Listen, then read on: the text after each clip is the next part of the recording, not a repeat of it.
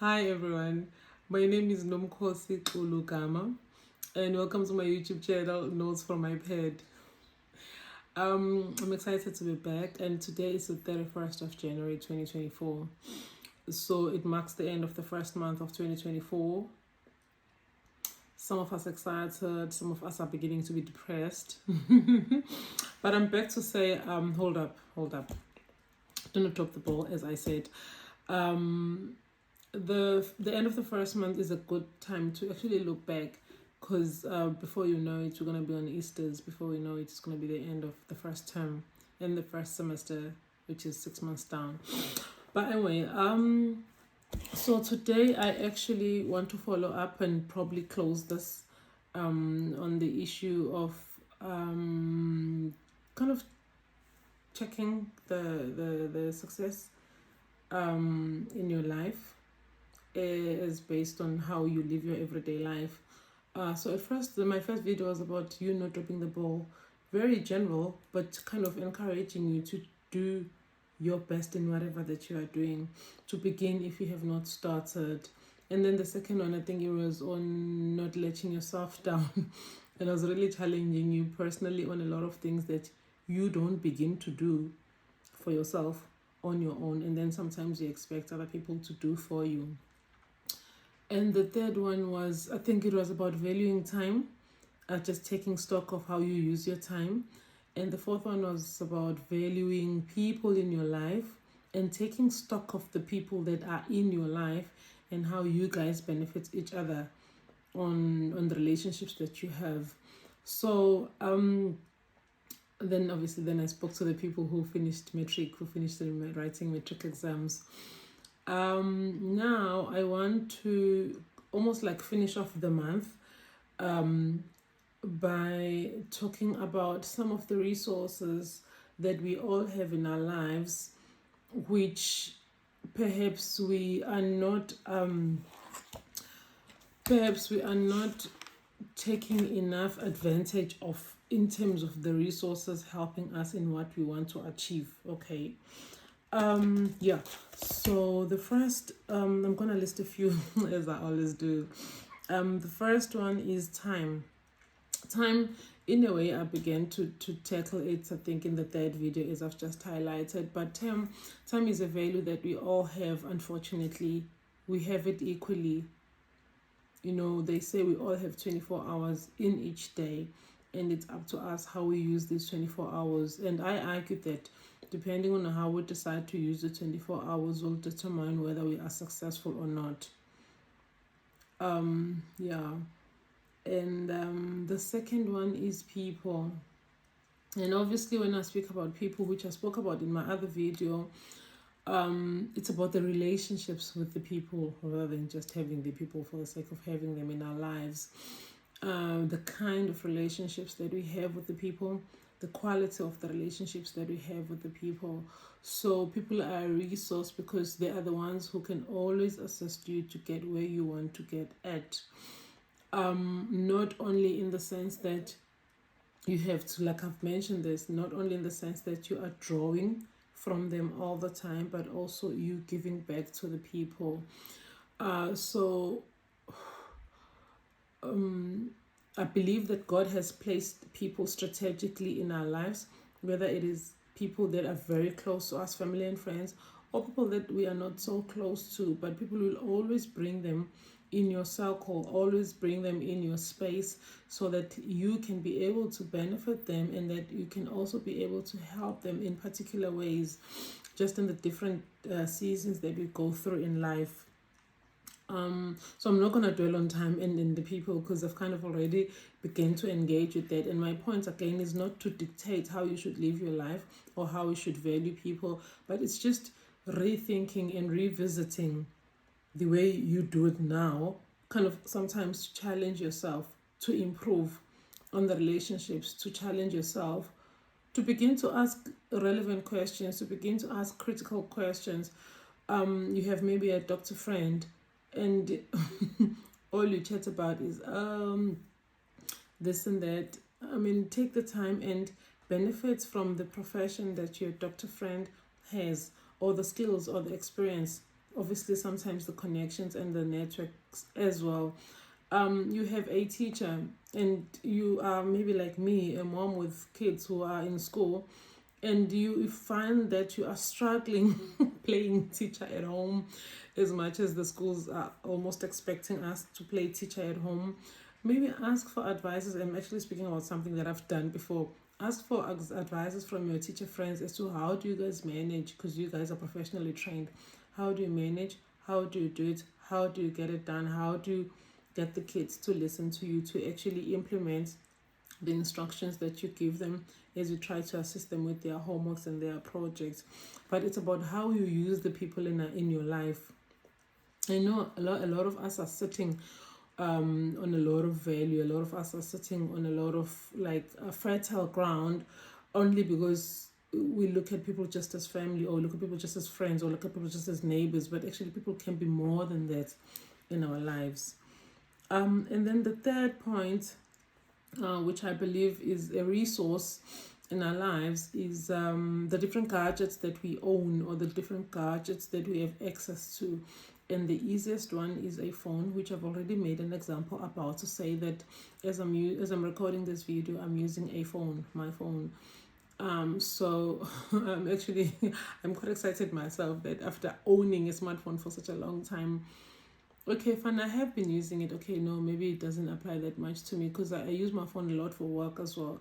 So, but a lot of us, that we own these expensive smartphones, and we don't get the real value out of them. So my encouragement to you is that begin to ask yourself, how can you get value from the gadgets that you own? An example is a phone, some it's tablets, some it's laptops, many different types of gadgets.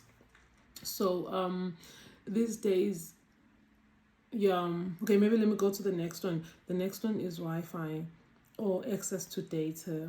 And I know a lot of us now do have access to Wi-Fi, and mainly through our workplaces and mainly through our schools or institutions. But some of us also have Wi-Fi even in our homes now. So, and for those who don't have Wi-Fi, most of them still have access to data. So yeah, let's make use of these resources in a creative way, in a smart way, in an intelligent way. Not only obviously to browse YouTube and laugh, and browse TikTok and laugh, but also just to learn a skill, but also just to learn some knowledge, get some information, to educate yourself, yeah. So it's people, it's time, it's gadgets, different types of gadgets, and it's Wi-Fi or data. So data, yes, Wi-Fi or data, because there are a lot of things that you are still able to do with data, although data is expensive. But again, the idea that you buy, I don't know, like 200 rands data each month or more or less, it's supposed to be like an investment. What are you getting out of it? Is it only so that you just stay on WhatsApp all day, all night? Or there are other things which can be of value to you beyond building the relationships? I want to believe we are building relationships through being on the phone all day, all night. But yeah, so there are other more value-worthy stuff that you can get out of the access that you have to the Wi-Fi or to the data. The sixth one is a skill. So I have the sixth one as a skill, and then I have the fifth one is a skill, and I have the sixth one as a qualification. I've just differentiated between a skill and a qualification. Actually, I might as well add another one as passion, because I had not added passion as a separate resource that we might use in our lives, you know, to give more value in our lives, to make us more successful or maybe more content. So a skill is something that you can attain by training or by passion. So if you attain a skill, whatever kind of skill, if you attain it by training, then most probably you will be qualified in it. So it becomes a different type of resource because you are qualified. Maybe you are an expert or you have a qualification. So yeah. So I said it's a skill, and then it's a qualification. A qualification is something that you study towards. It's a formal education that you acquire, and then you get a piece of paper saying that you are qualified in this particular field. So I mean, the qualification is something that definitely can help you or should help you. And like, I think I like the idea that I differentiated between a skill and the qualification, because a skill you can get from an everyday life that you live without going to school or even without going to work. Or, like I said, it can be a passion. Some people are just passionate about particular things, which sometimes push them to actually go on YouTube to learn more about that because it's a passion. You know, and some of those things can be a sport. A sport can be a skill. A sport can be a qualification, sport management qualification, or a sport can be passion. But the nice thing about it, whether it be passion or skill or qualification, or it's all of the above, it's something that can add value in your life. It's something that you can get paid for if you choose to, you know, because being successful means adding value in your life, but also hopefully adding value in other people's lives. It's also about being happy, it's about being content, those internal deep feelings which make you feel like you are good, you are okay, you are satisfied with yourself. Yeah. Okay, so now we have time, we have people, we have gadgets, we have access to Wi-Fi or data, we have a skill, and we have passion and a qualification. And then these are different resources that we can add, that we can use in our lives. Most of these resources we already have them, but in most of the cases we don't look at them as resources. Asiwabuki njengezinto esingazisebenzisa ukuze sikwazi ukuthi sifinyelele kwenye level yempilo. Sibuka njengokuthi, oh okay, my friends, oh it's my family, oh no, like yeah, I went to school. In actual fact, on the qualification, I want to underline the issue of matric. I'm very passionate about education. So actually not matric, let's talk about higher, high school. High school, yes. In high school, just going to school, primary, but kakhulukazi high school, you get qualified. That on its own is a qualification. Actually, you know, when you're writing your CV, don't you wonder why the first thing you write is your matric when you're writing a CV? Because it is a qualification. But I want to take it down, kind of linking to my previous video congratulating everybody who wrote the matric exams. Yes, there's a difference between somebody who passed a matric and somebody who did not pass a matric. Yes, don't get me wrong. There's a big difference, and actually, even the statistics say that you have more chances of getting a job if you have a matric certificate compared to somebody who doesn't have a matric certificate. However, firstly, the South African Schools Act, it says students or learners are only forced, compelled to be at school until grade 10. That alone says something. So a lot of people do drop out, or a lot of people do leave school. Maybe some don't actually drop out. They decide to leave school because they want to go to technical colleges or TVETs. And then, so that means if you do your grade 10 and you complete it and then you go to a TVET, it means you are qualified, because you qualify to go into a TVET, you know. So there'll always be, what is it called? Minimum requirements of whatever college, whatever institution. So if grade 10 is a minimum requirement, that means you qualify to go to a TVET or a technical college or whatever kind of college. So even having a grade 10, like high school education, is a qualification, which is why, I mean, I respect people according to the different levels that they are at. So there was like grade there was like grade 8, and then obviously then you go to grade 12, which gives you access to even wider opportunities, particularly the universities and the technicons, or the universities of technologies. So let's give respect where it is due in terms of the different levels of education. It's not all of us who have matric, and it's not all of us who are going to reach the matric level for different reasons, but there are people who are doing even better off than us who did get matric.